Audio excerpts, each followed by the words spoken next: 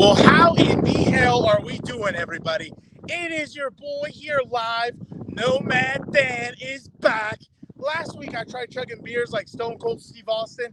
I read all your comments, concerns, questions about the wasting of beer. So just so you know, your boy Dan and Dago, Nomad Dan, is a man of the people. I will not do that this week. But I am still so fired up about seeing Stone Cold Steve Austin chug countless beers and hand out stunners. My cameraman better be careful. I might do one right now. Camera woman, that's on me. My bad. It was good to see the Texas Rattlesnake back in action after 19 years. But I'll let the Compas get into WrestleMania. And I will also let Fernando and Gilberto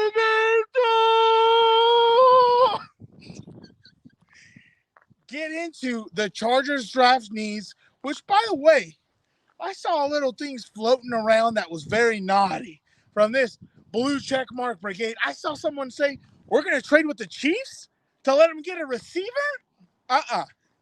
That's a bunch of manure. I ain't doing that. Unless they're going to trade me a little bit. Travis Kelce, Chris Jones, I'll take both of them, and they can have number 17. But they'll get into it. But one thing for sure, I would not mind a massive wall of a man as an offensive tackle. Ready? Still perfect form. Look at that. So amped up. Or I would not mind a speedy wideout like that. Call me Usain Bolt or the Flash. They also get into the juicy drama between Tom Brady and Bruce Arians. Hey, cheers to you on a great career, Bruce. We all love you, pal. And welcome back to Darth Vader of the league, Tom Brady. Then the Compas will find NFL homes for a few veteran free agents before getting into WrestleMania 38. Hey, Honey Badger, it's nice out here in LA. Why don't you come over to the Chargers? But before we start the show, make sure you subscribe to Compas on the Beat on YouTube, Spotify, and Apple Podcasts. And give us a follow on Instagram. Come on. And that's the bottom line, because Dan and Dago said so. Now, it's time to get to the best damn podcast in the universe from South Bend, Indiana. Play the music, Nando!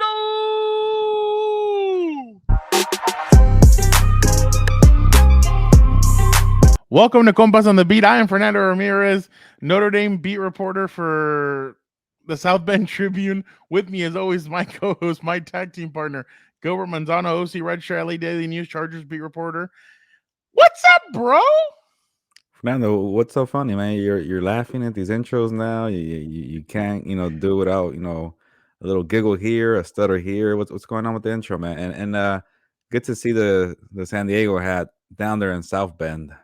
I know, for real, but we're up there, I should say. Yeah, well, it's still tough. It's still tough to do this and not think of my old spot. I don't know. I was just used to it for a year. We were doing it, and all of a sudden it's face, flip the script. So it's been I even butchered yours. I went, instead of going Chargers reporter first, I went Gilbert Manzano, OC Red Shirt, LA Daily News. So I mean, that was a little tough, but yeah, we're getting through it. We're still learning. I'm saying we should really maybe cut it down. If you can't get it down, Fernando, we should chop it up and get something else. No. I'll get it down. We're good. Hey, it's people like seeing my smiling face when they start this. So I mean, I'm just giving the people what they want. Yeah, but you leave mystery, like what's funny, what were they talking about behind the scenes before they started recording?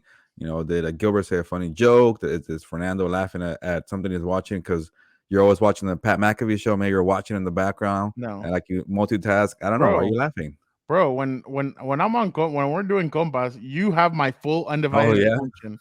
There's nothing else that takes my attention except for this. So that's all you need to know. That's actually very flattering because all I see you nonstop is multitasking with either a Pat McAfee show, a soccer game or match, or a wrestling match, whatever, and you're doing multiple things. So I appreciate that. No, and I mean, obviously, I want to give you my undivided attention because you deserve it, and obviously, I love doing Compas. But I see you typing right now. There's no. I don't undivided attention. You're typing away. No. I don't like being distracted or looking distracted when we're doing this stuff. So obviously I want to be, I mean, if I'm typing, it's because I forgot something or I need to add something or But no, it's definitely I definitely need to give you my full undivided attention. I want to talk about the stuff that we're going to talk about. And first, I mean, we got to talk about it. The World Cup draw. So No, obviously, no, no. what? What? This What? was not on the rundown before we What are you started the talking about? show. No, Fernando, you're Who not put gonna that in sneak it in there? here. Somebody No. had to have put that. Whoo! Nice, Whoo, nice whoo, try. whoo. Nice try. No, no, no. You like Fernando. Last time you did this, talking soccer for 10 minutes during free agency, friends in the NFL. I got a bunch of texts, letters, Dude, emails, I couldn't tweets. believe all the Um, hate. Like, I was like, God, relax, people. It was only, but you know what? yeah. I want to give, I want to give you a shout out because you hung in there for those 10 minutes and you talked. So that was some good stuff. I'm not even sure what I said, Fernando. I think I was just kind of like going along. It's like, when you have like your wrestling talk, and in the middle of like July when WrestleMania has gone by and I don't know anything, I kind of just nod my head and keep it going. I thought I was doing that, but to you, it sounds like I was doing something. No, But I thought you held your own, and I mean, I saw you tweet the other day that you were excited. I'm going to take this off because people are really going to think that we're talking about well, it. But you should mention for our audio listeners, Fernando, that you had the little I had a World banner. Cup draw. Yeah, come on, Yeah, I had we're a a dual World Cup. show here. I had a World Cup draw banner up, and Gilbert started freaking out because I got a lot of hate a couple of weeks ago because I was joking around with Gilbert, and I'm like, oh yeah, I started talking soccer, but no, but what? Hold on, there was a connection. Tom Brady came back because of Cristiano Ronaldo. That is how we got it started. So that's why I talked about it, because Cristiano Ronaldo, soccer player, one the No, greatest of all time. Nobody cares about that's what we Messi. call a reach, He Fernando. came, huh? You're reaching. No That's a reaching, reach. no reaching, no reaching. Okay, so it's a coincidence that Saturday Brady and him are talking on the field, and he's like, "What are you coming back or not?" He's like, "Who knows, maybe." Okay. And then No, boom, I'm he not. comes back that I'm not Monday falling or for this Sunday. again, Fernando. I won't fall for this again. Shout out to Jason Staley. He's probably screaming right now, driving. Hey, don't fall for it again. Soccer talk. So I caught it and shutting it down. But hey, real quick, I like the Mexico group because it's gonna be a little rivalry matchup against Argentina. We're ready. I'm a fan. Yeah. This guy, he tweeted that out. No, that group is gonna be nuts. Oh my god, I Let's hope go. Mexico's prepared. Change the topic. That's Okay, it. let's talk about what is coming up in a couple of weeks, Gilbert. I mean, it's crazy how you and I just walked off the field from Super Bowl Sunday, and all of a sudden now we're 3 weeks away from the draft. I mean, honestly, it's been a crazy start to 2022. I know we're basically almost at the halfway point, but we've done Super Bowl, we've done the combine, we've done a lot of great stuff, and now we're almost at the draft, Gilbert. It's gonna be in Las Vegas. It's gonna be a lot of fun, but obviously we have to talk about the Chargers and what they've done. And so you pick up Khalil Mack, you trade for him, you sign JC Jackson, you sign defensive tackles Sebastian Joseph Day and Austin Johnson. You've picked up a Pro Bowl long snapper. You picked up a punter. You've obviously signed Gerald Everett. Now, what are some of the needs that you feel like they still have, Gilbert, going into the draft? Yeah, first of all, I could probably hear Chargers fans saying, "Yeah, finally some Chargers talk," because we're all over the place now, soccer, wrestling, whatever, Notre Dame. So here's your moment, Chargers fans. 5-10 minutes of Chargers draft needs. I won't forget about you guys like Fernando did, leaving California for South There Bend. he So is. so let's bury that guy. There he is. But yeah, so Chargers draft Gilberto need. comes out to play. Yeah. It's what, 3 weeks away, the draft, about, or less than a month. So it's interesting because I think the Chargers are on an interesting spot. And you know this, Fernando, because the Chargers were 17 not that long ago. Who was that draft pick that year, 2018, when they're number 17? Derwin James And when you're number fell into 17, their lap. yeah, and exactly, that's kind of the strange part, being in the middle. Like, you have needs, you want to fill those needs, and you're like, okay, let's go for this guy and that guy, but sometimes those guys are already gone, so you're in the middle of the pack. Do you go best player available? As you know, Fernando, the story, the Chargers, didn't really need a safety that bad, but when you have Derwin James available, you go and get him. So that's what I'm really wondering for this Chargers number 17. And it got interesting yesterday when the Saints moved up one spot ahead of them, because people are saying they want a quarterback, but they also need a tackle. Teron Armstead went to the Miami Dolphins, so that's kind of, in the head of Tom Telesco right now. Like, what are they going to do? So it's all mind games right now. But, I think the Chargers do it often. But a lot of these mock drafts, you see all the experts. I think the Chargers do kind of the story where they put all the experts in one story, and they say who's picking who.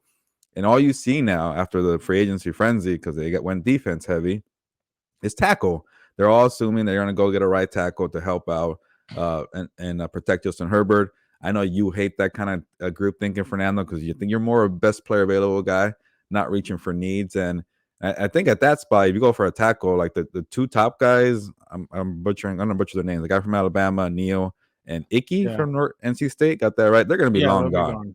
And Charles Cross from Mississippi, he might be in the range, but I'm hearing maybe top 10 kind of guy. So all these mock drafts have the guy from Northern Iowa. Is it Trevor Penning? Yeah. And that'd be a nice pick. But do you want the fourth, best available tackle, or do you go the best maybe receiver, the best? We should have waited until Pop released his 37 player mock draft thing, so we could have used that as a headway. Just kidding. Shout out Pop. Miss you. I had to do that. Watch the show. Like Fernando just had to take a shot at him, but and I actually no, but I caught Popper's his mock. He went cornerbacks. So that's interesting too. That's the other thing. Like Brandon said, they keep saying get a cornerback. They get J.C. Jackson. So maybe they need more cornerbacks. So that's interesting.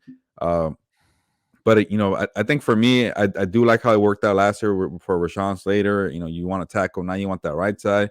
I'm starting to see people now penciling offensive guards because Ode Abuche hasn't came back. He hasn't been resigned, so maybe the Chargers need a guard as well.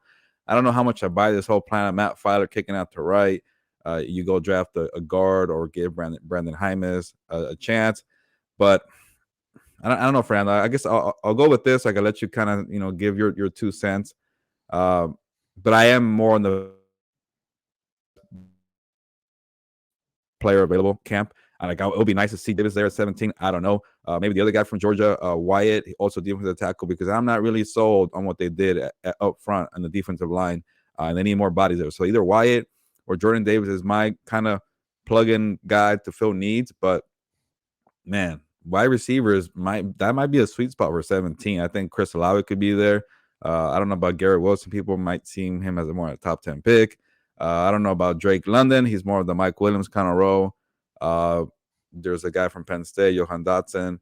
But there's a lot of wide receivers, Fernando, and you've been screaming for the wide receivers. You've been screaming for speed, playmakers, and people might say, hey, they already got Keenan Allen, Mike Williams, Josh Palmer looked pretty nice. That's 3 wide receivers.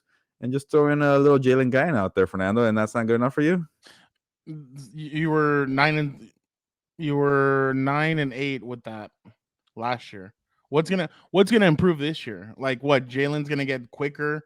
He's not gonna drop as many balls. Like he's gonna be more involved in the offense. Like I just don't see this. You can't go this, like if you didn't make the playoffs, you can't go in with the same team into the next season. That's why I'm saying I don't think Storm Norton's gonna play right tackle at all. I think they need to throw in some new stuff on offense. I think this draft is gonna go whatever way the quarterbacks dictate it's gonna go. If Willis and some of these quarterbacks go, or if there's a run on quarterbacks early, then I think that's going to dictate a lot of what happens. I've seen some mock drafts. I've been looking at mock drafts and stuff. There was one where I saw Ahmad Sauce drop till about the 14th pick. And I thought to myself, if he's around the 14th pick and these guys jump up and grab him, you have literally the best secondary in football. Like there's like J.C. Jackson, Asante Samuel Jr., Derwin James, and the Sauce. Like who's gonna be able to, like nobody's gonna be able to throw the ball against you, especially with that pass rush.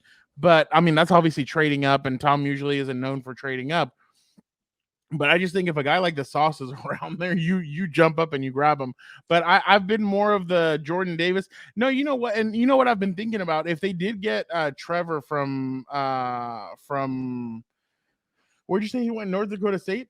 Northern Iowa. Northern Iowa. He'd be a Alma good. mater of Kurt Warner, who we saw running during the Super Bowl. Oh yeah, yeah. He would be a good and Dan and Dago almost ran him over.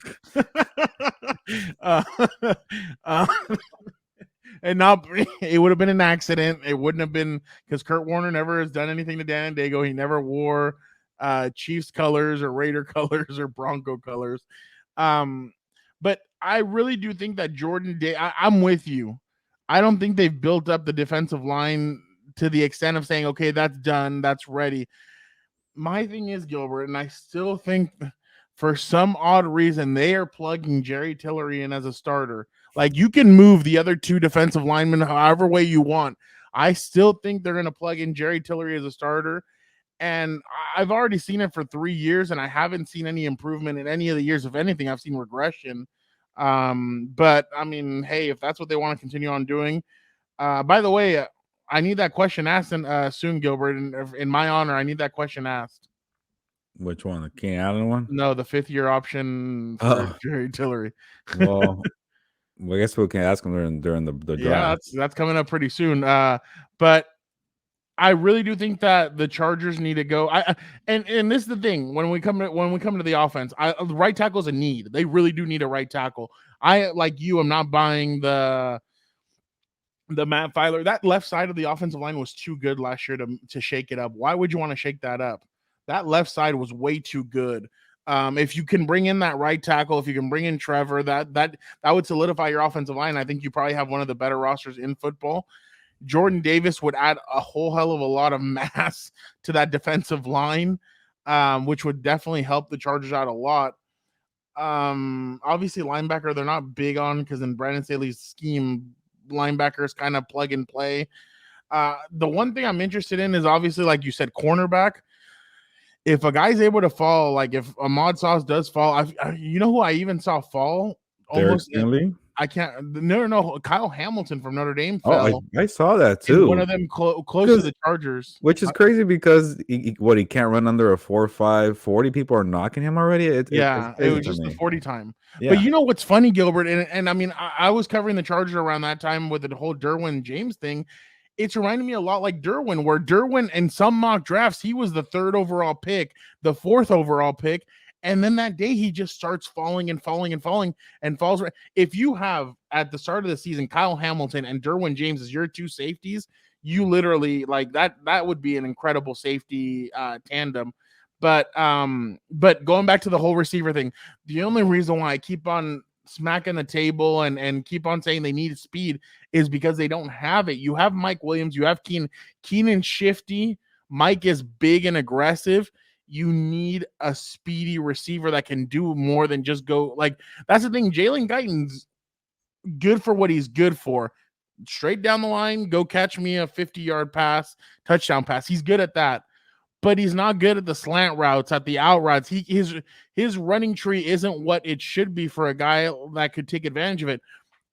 A guy like Jameson Williams from Alabama, you know those Alabama receivers are unique. He probably wouldn't play until late October, which the Chargers could hang on for 2 months without him, bring him in, and then boom, hey, here's our new Ferrari. Go down and go get that chemistry down with Justin. You know what though? I think I saw Jameson's already running, and that was impressive. So maybe not. Maybe he's ready to go in September. But a guy like him, Dotson, like you said, I asked one of my close friends who he's a huge Penn State guy. I asked him, I was like, dude, come on, be honest. Is Dotson the real deal? He's like, I think he could, in a team with a great quarterback, he could be explosive and he could do basically everything. So that's another guy. But I just think they really need an explosive receiver. And I think they've been delaying this so long that I think now they're at that cusp where they need it, just because Keenan and Mike are different, but they need that third element. And I feel like Josh Palmer falls more into I think Josh Palmer's the happy medium between Keenan and Mike. He's both shifty. He can do different things, but then he's also big and can kind of take a cornerback out, and he can make those big time catches like he did in the 4th quarter against the Raiders. But I really do think that the Chargers need some help at receiver as well. Speed.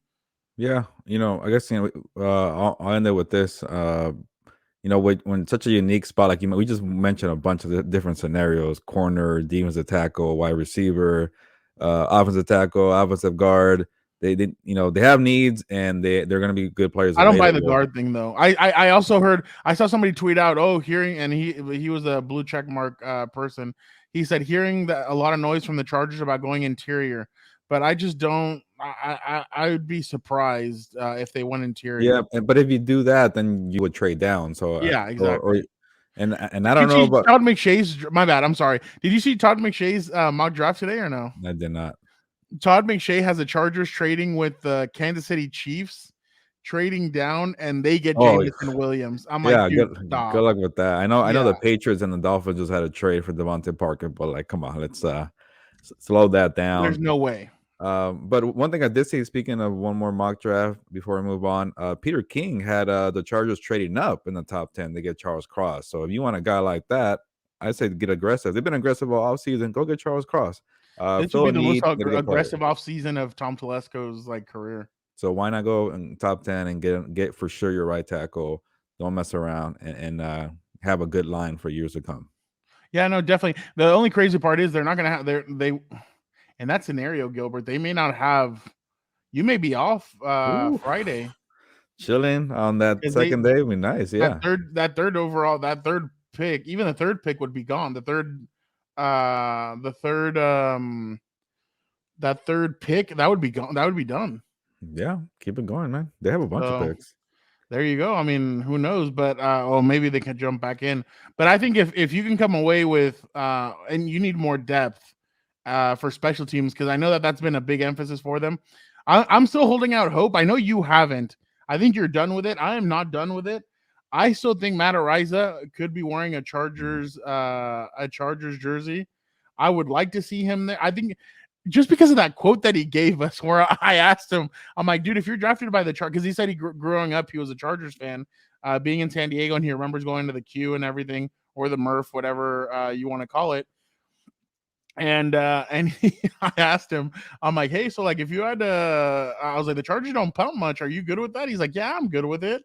He's like, I don't need he's like, as long as we're winning games, I don't, this leg can just sit on the sideline and you don't need to see much from me. So I thought that was pretty funny. And I think he'd be a good, I think he'd be good. But Gilbert, the reason why I said Ahmad Sauce it was for you. You like quotes, you like guys Yeah. who talk. Yeah. He said he's the best corner and the Dude, best player in this draft. he was wearing a grill during his combine Oh yeah, that presser. was So funny. okay, all right, this guy is entertaining.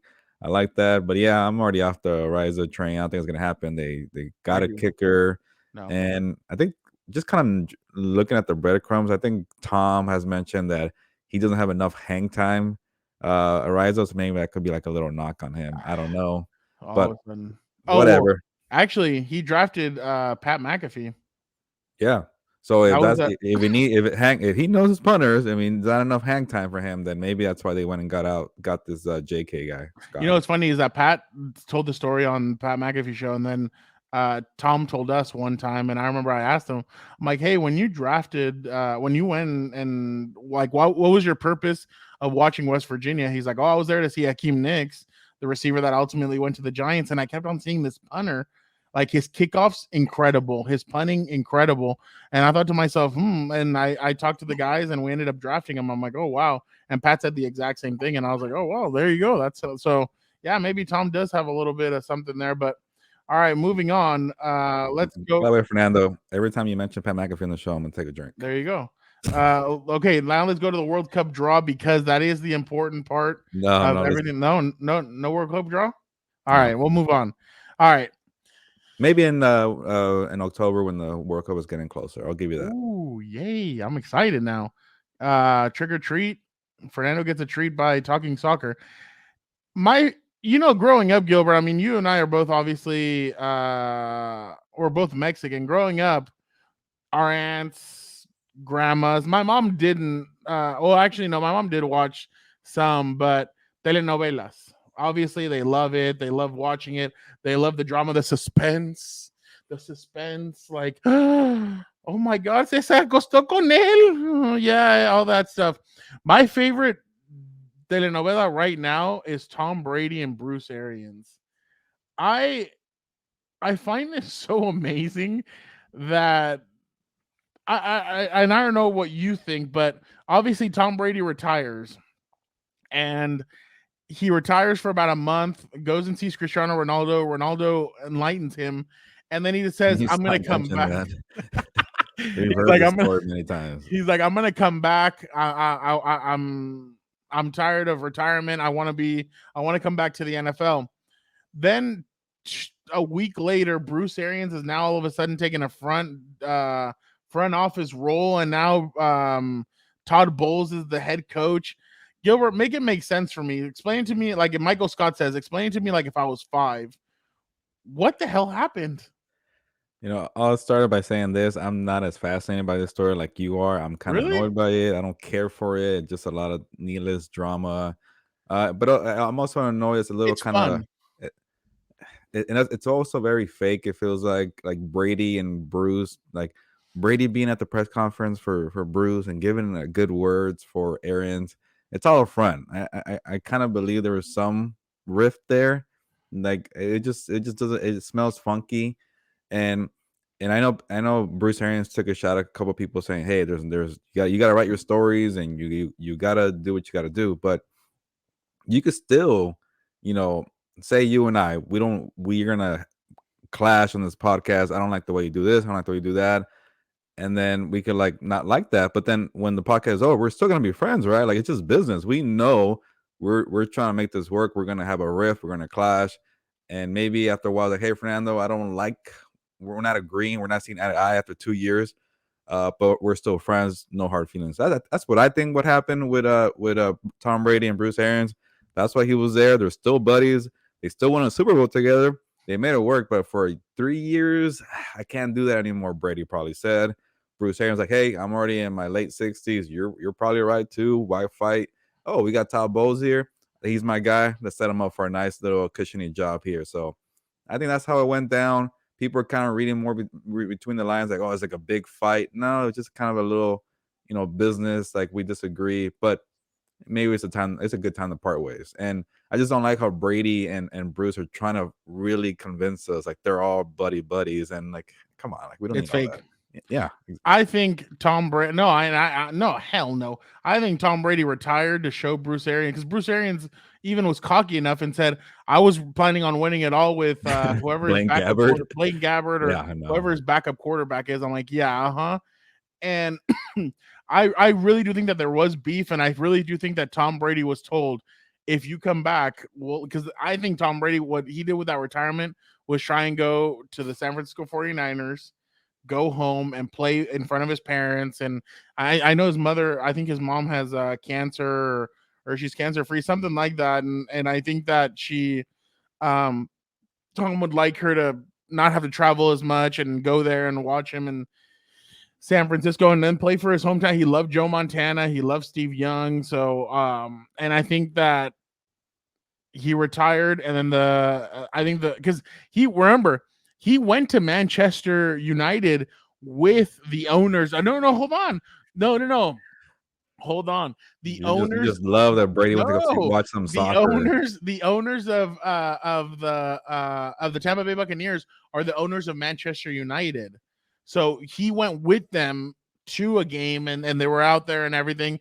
So I feel like Tom kind of said, "Hey, dude, like I want to go somewhere," and they said, "No, we'll kick Arians out." Okay, let's do it then. Get Arians out of here and Like give you me said it, somebody I new. didn't say it. No, yeah, exactly. But this is the thing, though, and you have to remember, Tom, like you didn't want, like you were tired of the field general when it was Bill Belichick. You were tired of the military style of Bill Belichick. You come here, it's a little bit more laid back with Bruce Arians, and you hate that too. Then what in the hell do you want? Like, what is it that you want? Like, and so and because there have been reports that supposedly Byron Leftwich and Tom Brady they didn't see eye to eye on some things either. So I think Todd Bowles is kind of gonna give Tom Brady, hey, you do you with your offense, I'll do me with the defense, and let's go out there and win some games. So I don't know. I don't know how this is all gonna go down, but I don't know.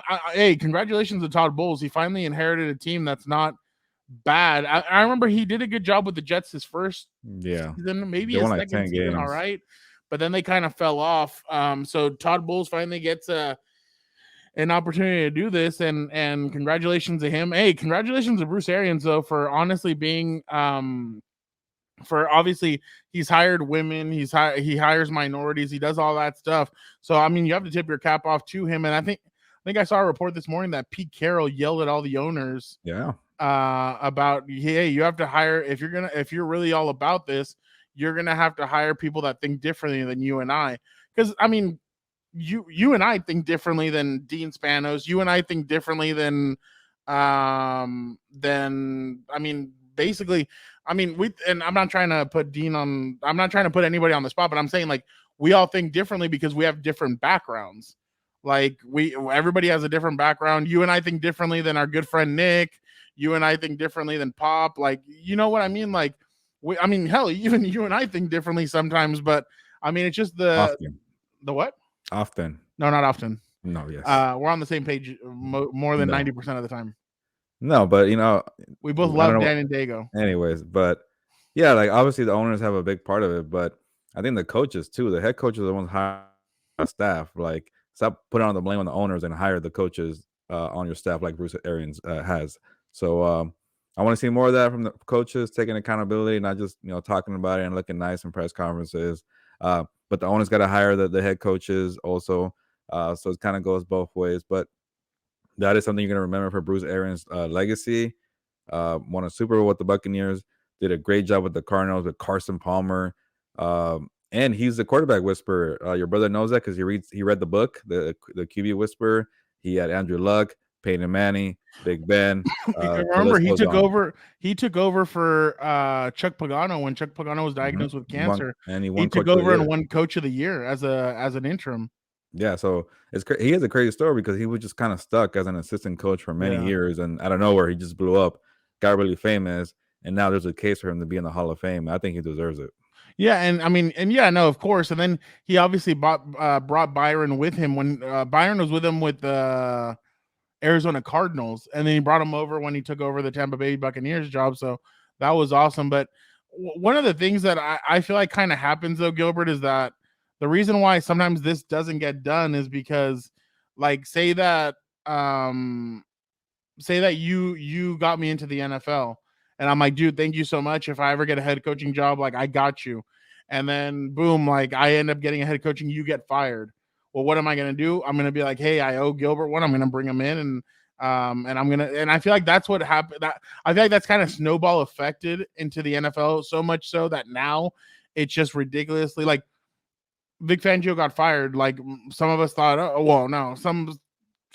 thought that he would, that Brandon would bring him into the Chargers and maybe give him senior defensive analyst or something, some made up role to really help with the defense and just be another set of eyes and ears. But he didn't do that. He kept basically his staff intact. So I commend him for that, because it's easy to do that. Like, the guy that helped you out, the guy that brought you in, the guy that whose system you're running and stuff like that. But I mean, some of these younger head coaches are the ones that are really all for that and helping others and bringing people up and helping them come up. Because look how many, I mean, the Chargers were 9-8, but look how many assistants or how many coaches from the Chargers didn't get DC interviews, or they got I mean, even Joe Lombardi got a head coaching interview, so that's pretty impressive nonetheless.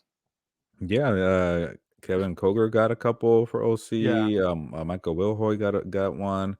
I think I even saw Derek Ansley got one. So, or Brandon mentioned that one. So yeah, they're doing it right there with the Chargers. But yeah, you got to hire more people, have a wider pool, and usually you find a gem or two or more. And some of you podcast companies, you guys should do the same thing. Compas on the Beat is out there. You should hire them. They'd be a good. We need to start getting Dan and Dago to work harder for us, to promote us, and find some sponsors. I'm gonna tell them, hey, give us some sponsors. There you go. So I still think Brady versus Arians was real, so I'm gonna keep on saying that. But no, I think it's real too. But I just think people are trying to make a bigger deal than it was. It's just a little the off season. It's a complication of business. Look at when Bruce Arians left. As soon as that hot streak of free agency was gone, that's when he decided to say that he was going to step down. I sometimes feel like teams kind of, and they say they hate the media and everything, but I feel like sometimes they keep stuff ready for when it's a boring time. Boom, there you go, throw it out there. So they're helping them. They're helping out the. I think Tampa Bay media needs their like they kind of want to take a break after these last 2 seasons, all the madness, and they don't let them. But Gilbert, are you a good real estate agent? You do that? No, until the day I find my own home, I will be a good one. Well, right now you're gonna play real estate agent. We'll both do it, but I'm gonna go after you. But we're gonna find free agents homes. There's 10 free agents out there right now that they need a home. They need you to find them. Do 10? Jesus, yeah, it's just quick off the top of your head. I want you to help them find homes, Gilbert. And you're a good guy. You have a great heart. I want to see where your football mind is here. So let's start it off. Well, I was gonna say, this would have worked better if you would have gave me the list before. And no, off the top of your head. This will be. Now I'm gonna just pick random teams. It's gonna be weird, but whatever. It'll be fun. All right. So when you make me rank the AFC West out of nowhere, but okay. Odell Beckham Jr. See, I need to think about teams now. You want me to go first? Go back to the Rams. They worked there. I don't care. Go back to the Rams. All right. I'm gonna say Cleveland. I think that Cleveland's already they're already shooting themselves in the foot. Might as well should just get OBJ and have some fun with it. Don't go back to that. They're not. Why? They have Deshaun Watson now. Oh, and there's a method to my madness. Hold on, I'll tell you why. Don't go back to an X. Simple. Okay. Well, they're gonna go back to their X and the Rams. Well, but the X and the Rams put a ring on it. So there you go. Okay. Well, okay. See, you already, in the unfair part, you already know which teams they're going to because you know the list, Fernando. No, but I wrote the list down. I didn't even think. No, OBJ was the only one I thought about. OBJ was the only one I thought about. Yeah. You're quick for the team. Yeah, sure. All right. Dwayne Brown, left tackle. Who? 37 years old. Dwayne Brown. Dwayne Brown's on your list. He's not going anywhere. Might retire, Fernando. What list is this? It's a Dwayne Brown. He hasn't retired yet. Who wants an older tackle? Okay, you do it. I don't know about this. New Orleans Saints. I guess you're gonna bet on a 37-year-old tackle. The only reason why is because I think New Orleans is trying to package together and jump up and grab a quarterback. I think that they're trying to package up and jump up in the draft. Yeah, I don't think this is a draft to do that for quarterbacks, but okay. All right, who are you sending them to? I don't know how many teams want a 37-year-old tackle. Okay, the Chargers whiff on everything on a tackle in the draft. Go get Dwayne Brown for cheap. There you go. All right, Calais Campbell. Okay, he's not as old, so you're doing better here. So yeah, I got to think about needs and all this, Fernando. You really set me up here. I guess the Rams again, and they need some. They lost Von Miller. It's all the Rams. This guy. All right, I'll say Calais Campbell needs to go back to Baltimore. Baltimore's building a nice defense. You're all about the X's today, huh? Well, yeah, that's where he's been at. All right, here we go. Jadeveon Clowney. Oh, this guy cannot find a long-term home. By the way, he needs to find a home. He's a renter for sure. Yeah, he's a one-year rental. Okay, can I switch now? All right. Can I put Jadeveon Clowney with the Rams? And I'll agree with you with Calais Campbell. Go back to the Ravens. That worked out. Jadeveon Clowney, I say he should go to. Who really needs? Oh, I think Seattle should. But he was already on. He was already on Seattle. My bad. He's been in like 5 different teams in the last 5 years. I'll go another route. Jacksonville. I think Jacksonville would be good. Would be a good addition for him. He can go get paid. I know Doug Peterson's handing out contracts right now, so I'll say Jadeveon Clowney should just go down there. Stephon Gilmore. Oh, that's a good one. Going back to the X, Fernando? No, I have him going to Cincinnati. I think Cincinnati would enjoy. Like, Cincinnati needs some help at corner. I feel like they've already solidified some other spots, the offensive line. I think he would help what Cincinnati's trying to do. I was just saying you can't go back to an X, so I can't not put Gilmore after that. Back to the Patriots, so I will go Raiders. Raiders need some DB help, and he knows the coaching staff obviously from the Patriot connections. All right, there you go. Gronk. The only team he needs to go to or stay on is the Buccaneers. He can't go anywhere else. That's a team for me. Yeah, I agree with that one. All right. Oh, this one I'm interested to see your response. Hakeem Hicks. Older defensive tackle. Every Charger fan wanted him. I don't know why. He's an older player. Who needs some interior help? Let me think about some playoff teams real quick. No. Niners, they lost somebody there. DJ something. No, DJ. Yeah, they did.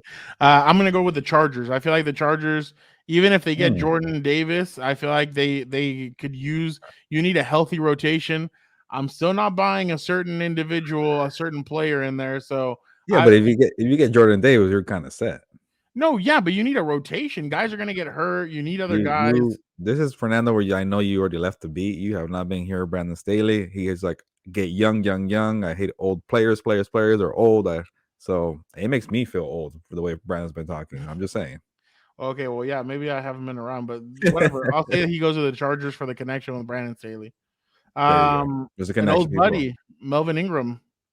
Oh, yeah, he actually did really well, and towards the end of. I'm gonna say he goes back to KC.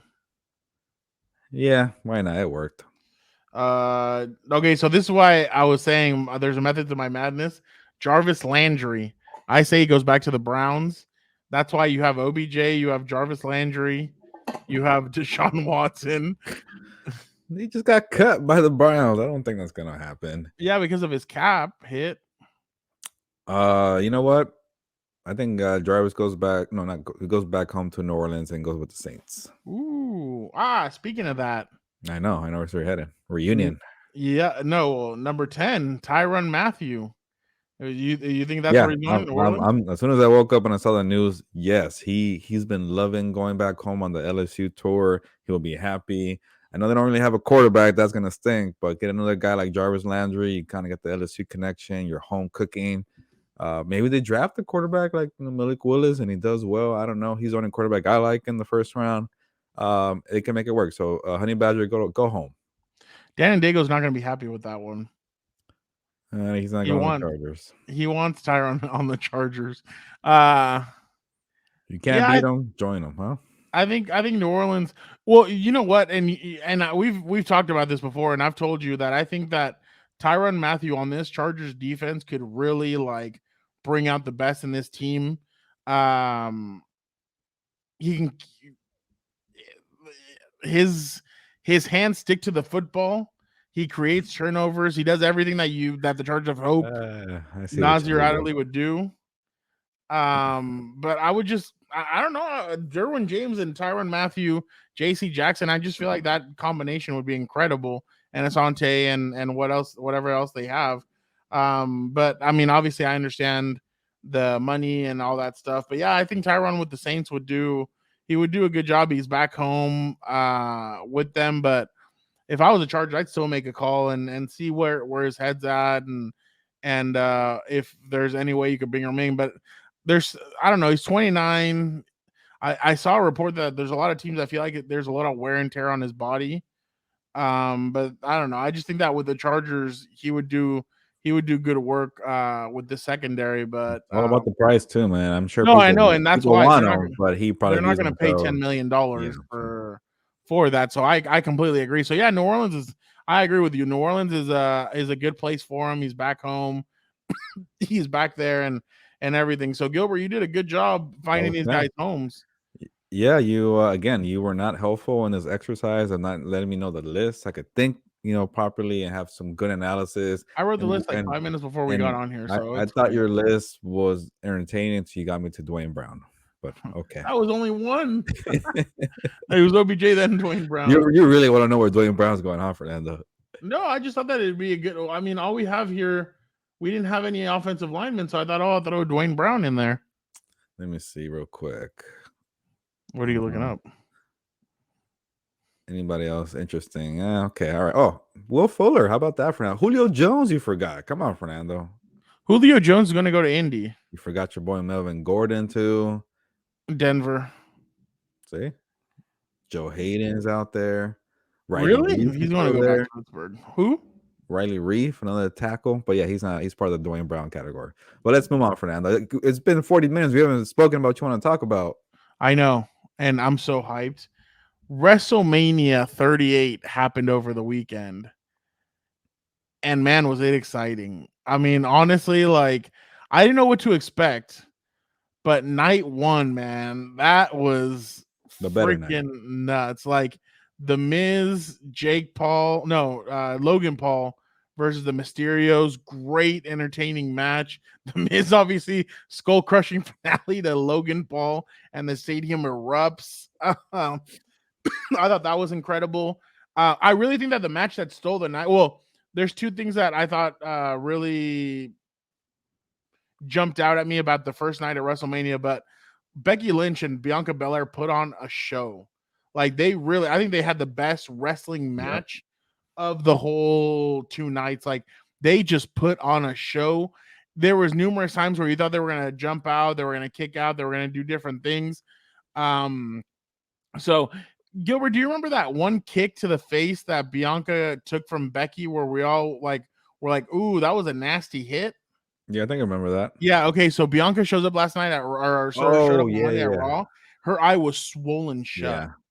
So it was crazy to see that that hit was she looked like a boxer. But incredible match by two of the most talented females in wrestling. It was awesome to see Bianca win the championship. And then, I mean, what else can we say about that whole Stone Cold thing? Like, I didn't know if he was gonna wrestle, but then I saw him come out in the knee braces. I'm like, shut up, is he really gonna wrestle? And then they start wrestling, and I was like, okay. I see him get out of the ring, and I'm like, okay, he's starting to look a little old. But then it was like as soon as he kind of his body got feeling right, and he throws him out of the ring, starts doing all this stuff. I'm like, oh my god, this is the old Stone Cold. Then Stone Cold takes a bump out of the ring on clear concrete. Yeah. And I was like, oh, and Stone Cold just jumps right up after it. And I'm like, dude, what is like this dude used he like took a suplex in the freaking crowd on the I concrete. know, and I'm like, I'm here at home chanting, you still got it. You still got it. Like I was like, oh my god, like he did so well. I was so surprised. But Gilbert, just your initial reaction to, I mean, whether it's Bianca, Becky, or Stone Cold, like the Stone Cold thing, just 19 years, and you come back and wrestle. I was like, wow. I thought by far Saturday was way better than Sunday. Yeah. Okay. I was thinking, okay, well, I wasn't watching Sunday live because I was, covering some baseball. So I'm like, maybe that's why I didn't feel right. But I was like, Saturday's way better. Like for the things I don't think you even mentioned Seth Rollins and Cody Rhodes. I'm like, that was a nice surprise there. I think you were calling that for months, but to me, I was like, oh, this is cool. Cody Rhodes came out. But yeah, even the Ronda Rousey Charlotte match, I was okay with it. I just have two problems with Ronda Rousey. One, being called the baddest woman on the planet.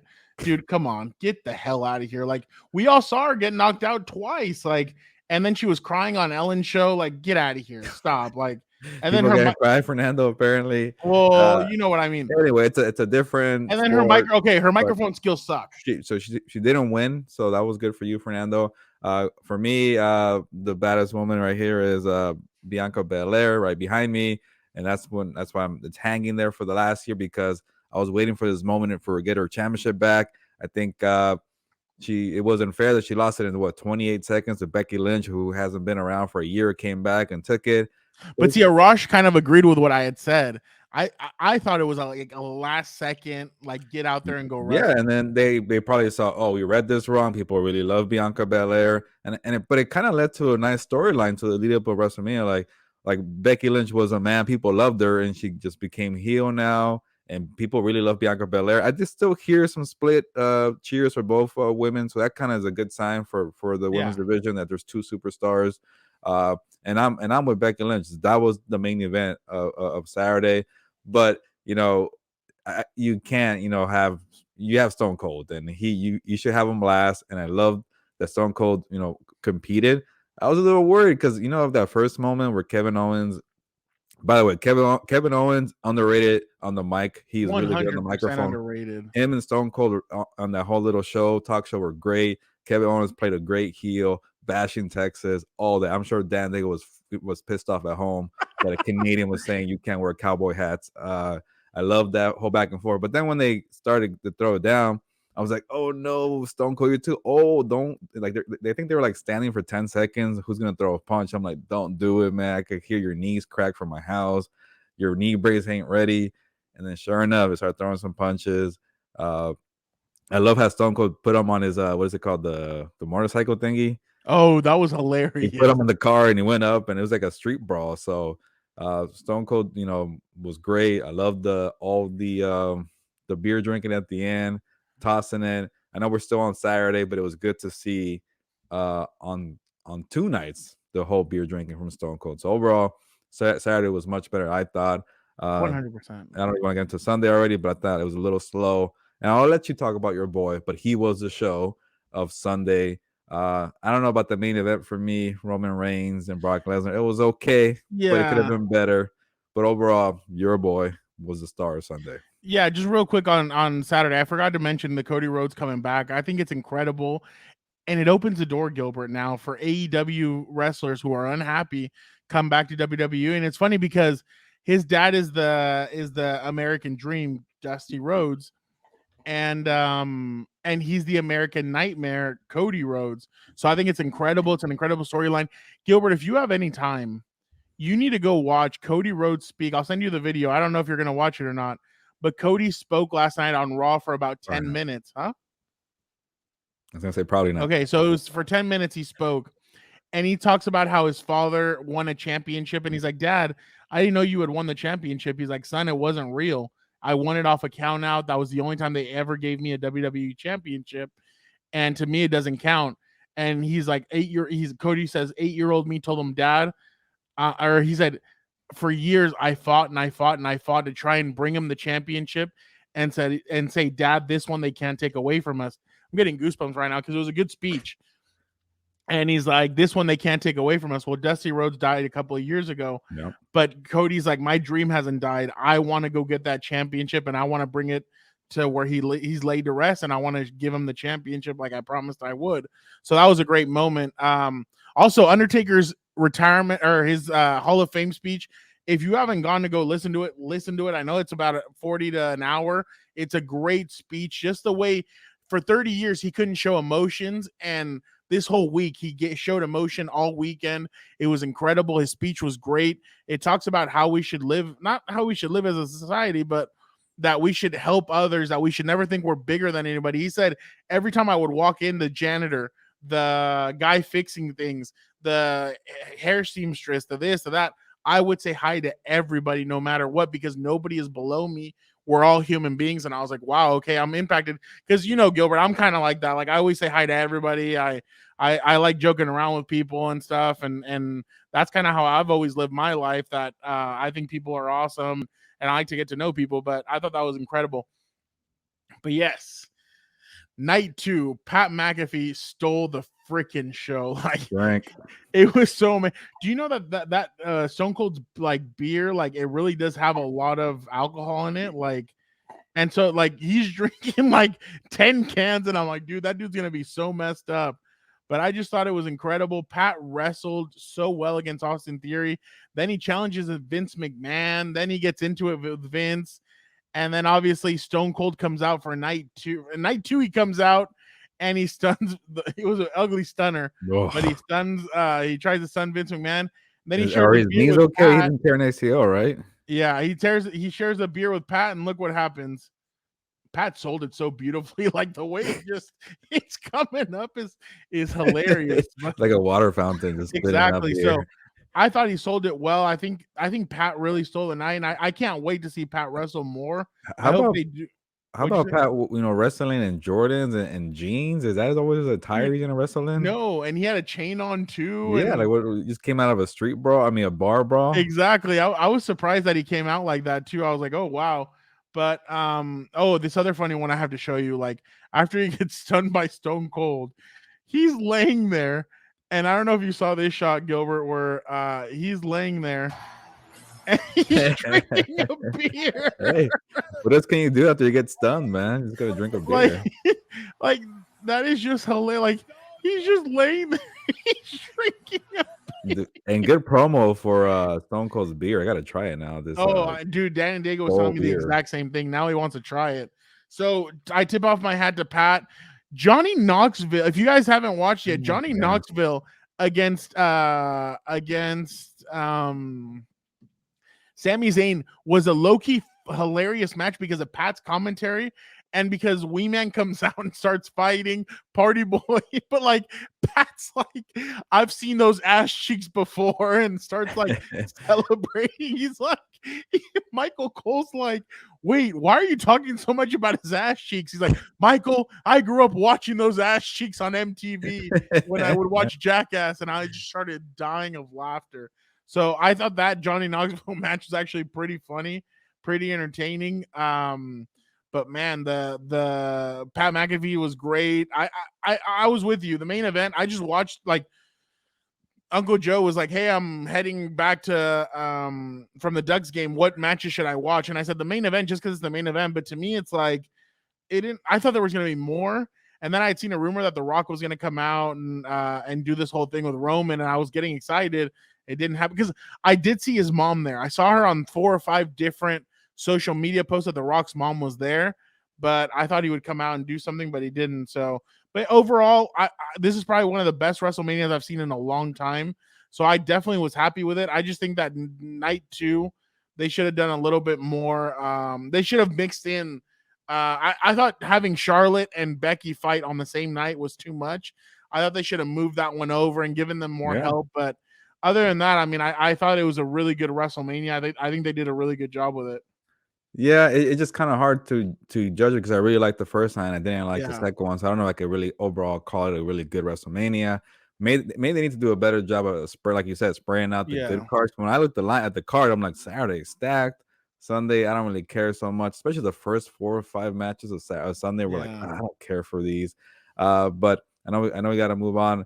But the last thing I'll say is, I know your brother disagree with me, but I know Vince McMahon is 76 years old, but he did not look in good shape to me. I feel like his face was barely holding on. His guns were kind of falling apart. But yeah, he's 76 years old. He tried going out there to do the whole feud with Stone Cold. He couldn't hang for the stunner. When you can't do the stunner right, maybe it's time to kind of retire, Vince. Let Stephanie and Triple H handle the WWE. Exactly. You know who Vince reminds me of? He reminds me of Red Skull from Captain America. Yeah. I was gonna. Yeah, it's actually a good comparison. It looks like his face is falling out, and then his eyes were kind of sticking out too. It was crazy. Yeah, exactly. So I definitely agree with you. But speaking of my brother, let's go now to Dan and Dago and see what he has going on. So let me get this straight. This curse of a man, this man who dips his toe in black magic and affects the teams he covers, and that man's name is Gilberto. Covers one Angels game, and the next day, Mike Trout, the best player in baseball, is sick and out of the lineup. What more proof do we need? I've been saying this since last year. The man is a curse. It is just adding to a long list to prove my theory correct. That Herbert is a curse. He's the reason my team hasn't won anything, like, ever, okay? I know the years have been painful. They haven't even won a division since 2009. And that is all Gilberto's fault.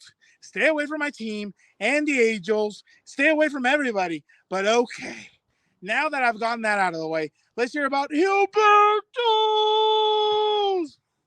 temporary baseball job and check in on Fernando in Indiana for una más. Gilbert, great stuff from Dan and Dago. Obviously, your BFF. So obviously, I've been noticing. Did you change your beat? I mean, did I get it wrong at the beginning of the show? Like, are you not the Chargers beat writer? What's been going on with you? Yeah, I've been covering some baseball, helping out with the Freeway series. I guess the exhibition Freeway series. Angels Dodgers. Started out with Angel Stadium, then going to Dodger Stadium. And look at me giving your brother Fernando Dan and Dago some ammo. Yeah, I covered the Angels for one day. Mike Trout, star baseball player, the best player in the game. The next day, he has a stomach bug. He's sick, can't be in the lineup. Of course, Dan Diego blames me for why Mike Trout was in the lineup. Maybe he ate something bad. It's my fault. I'm cursed. Whatever, Fernando, tell your brother he can have that one. But yeah, so doing some baseball. Hopefully, Mike Trout, is okay. But it was interesting because I'll say this because I haven't been in a locker room, but in baseball you call it the clubhouse, and the clubhouse is open in baseball, and it kind of gave me a little sample of what to expect to kind of get that rust off for the NFL. Like I won't be in a locker room again because the rules, or I think the NFL said that they're going to open up the locker room in 2022. So I got some practice in baseball, and it was interesting. You're kind of hanging around there. You get an hour. You wait around. You go talk to people, and some people don't want to talk to you. I forgot about that part. I got the old trick where like you ask someone, "Hey, can I talk to you for a little bit?" Yeah. Let me come back. They never come back, so I got that. So I'm ready for the football season for locker room interviews, Fernando. Hey, that was actually when you texted me that happened to you. I was like, oh, I remember. I remember when I got that. I can't remember who did that to me, but uh, yeah, no, I can't remember who did it to me, but yeah, I remember that. I remember when I was covering the Padres, like 2 or 3 guys did it to me. One, somebody tried to pull the whole "nomás hablo español." I was like, ah, perfecto, yo también, and they were like, dang, like okay. So I was That did I was not able to work. get them on that one.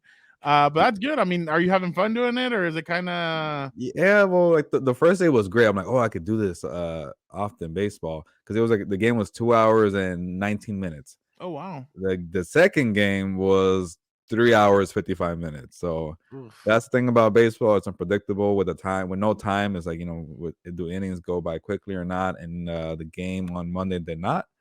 But it's just fascinating, kind of covering a different sport and think how things work. And I'm telling people, hey, that player is injured. Am I allowed to talk to him or not? And like in football, they don't let you talk to players who are hurt because go read the injury report and all that. And it's like a whole thing. Here in baseball, like yeah, you can go talk to the guy who's injured. Oh, and you want to talk to the head medical trainer too to give you more information? Like, oh, okay, cool. Like they do all that. Like it was pretty open. Um, and it just is crazy to be behind the scenes for Shohei Ohtani. There's like maybe 30 reporters from Japan there to cover Ohtani. So it's interesting. It's like they're all there just to cover one guy, but they're also there to cover the team. So it's kind of a weird dynamic where like the American media is covering the team, and then like the Japanese media just covering one player. So they all kind of gravitate towards them. And I kind of also, it's more ammo for your brother. Shohei was walking in the clubhouse, and I was going too. And we kind of like cut each other off. I guess maybe I cut him off. I'm like, oh, look at me cutting off the star player. So we had a little intersection there in the clubhouse. That's pretty funny. I mean, just the whole like dynamic of going back and doing all this stuff. They've been pretty lenient here too at Notre Dame. They've been giving us a lot more players. That has more to do with like Marcus Freeman being now the head coach and not Brian Kelly. So Brian Kelly, I heard, would give you like him and 2 players, and that's it. Here they're giving us about 3 or 4 players, the positional coach. So it's been pretty interesting to dive in. You know who's the defensive coordinator? Al Golden. He was the linebackers coach for Yeah. the Cincinnati Bengals. So Wow. I've been learning a lot about him and how he's trying to teach everybody to knock the ball out. And remember, the Bengals were really good at that last year, Yeah, I creating remember. turnovers. I know the name. So he's trying to do that out here. Um, One other thing that's interesting is like sometimes like the players are so like timid in a sense, like to kind of talk to us. Like, and then I kind of get them talking and they start talking and they're having a lot of fun. I'm working on a piece right now on Brandon Joseph. He's a safety for Notre Dame. He transferred from Northwestern, and he was pretty funny because I asked him about Rashawn Slater. He's like, man, Rashawn, like, he's like, when he went like 13th overall, I was like, damn. And then he's like, on top of that, the year that he had, he's like, Chase, like he went up against Chase Young, dominated. Went up against this guy, dominated him, dominated. He's like Rashawn, like he's like people don't know, like that dude's gonna be a stud for the next like 15 years. And I was like, oh wow. And so he was pretty interesting. So I'm doing a whole thing on him. So it's been pretty interesting to see kind of how college football is. So Gilbert, right now it's called spring practice. I mean, I'm sure you've covered it before in the past, but it's interesting because it's kind of like I kind of feel like I'm in training camp in a sense, like just because you get to watch practice sometimes they're doing stuff and you get to talk to them and I'm kind of like, oh wow, but then they have a training camp in in August, so that's going to be interesting to cover too. But their training camp's a lot shorter than the regular NFL, but it's just interesting to cover spring practice. I'd never done it before, not even at SDSU would I cover, because we would just send one camera guy, go get interviews, and then come back. Here, it's interesting to cover the whole thing because I mean, these guys are hitting, they're doing all kinds of stuff, and then I'm asking like freshman players, "Oh, are you excited about going into your next year?" And they're like, "Well, yeah, but I still haven't finished my first actual academic school year." And I'm like, "Oh, wow, yeah, I completely forgot about that." So that's been it's been pretty interesting and kind of cover college football. It's unique. Yeah, I'm guessing there's a lot of differences from NFL to college, and it seems like there's more emphasis on the spring. Like in football, like Yeah. it's OTAs. Who really cares? But let's talk to some people and blah blah blah. But I feel like college is like the big spring game, the scrimmage game, and like 100,000 people go and fill it out. So it's a big deal, and especially your part of town or part of the country. Yeah, no, and it's funny because my parents wanted to come out here for that spring game or whatever, and I was like, dude, in a month I'm gonna be heading home. Like, there's no sense of you guys coming out here. But it's funny because the rest of my family's been like, oh, I'll go the weekend that Clemson plays the Notre Dame. Oh, I'll go the weekend that these guys play Notre Dame. I'm like, oh, so they all just want to come out here for the games or whatever. But Gilbert, don't worry. When Indy plays the Chargers, you have a spot right there for you to spend the night and come and watch a Notre Dame football game if you'd like. And it's funny. Dan Dago told me if he's like, if Gilberto comes out here for a game, you let me know. I'm on the next flight out here. He's like, and I just started laughing. I'm like, oh my god, you're funny. Well, we got to see how the schedules line up when that comes out. So maybe That'll be an interesting. That'll be very I'll keep an interesting. open mind there. Yeah, but it's obviously fun getting to cover something different, something unique, and call it, like I said, like they have so much focus on spring ball. You're right. So I'm definitely interested to see kind of how this happens. But yeah, it's been a whirlwind, but there you go. You're covering something else, I'm covering something else, and I mean, what better way to end the show than by talking about the World No. Cup draw? It's already been over an hour, No? Fernando. Okay. You know I'm fatigued. No World Cup draw, I guess. So, but definitely thank you guys so much for rocking with us, for listening to Compas. We're talking about getting some fun guests coming up this week. I mean, Gilbert and I are kind of in a whirlwind, so we're no guests, but I know you guys love the Compas. You guys wanted more Compas, so we gave you guys the Compas. So we're talking about getting some guests on pretty soon, trying to see what we come up with. But definitely thank you guys so much for rocking with us. Gilbert, anything else? No, I'm ready to go, Fernando. Right. Gilbert's on his way to Dodger Stadium. Yeah, Dodgers saying one more game of the Freeway Series. There you go. Well, Gilbert, thank you again. Thank you guys again for listening to us. But ¿sabes qué? Vámonos. Ya nos vamos, pues, vámonos.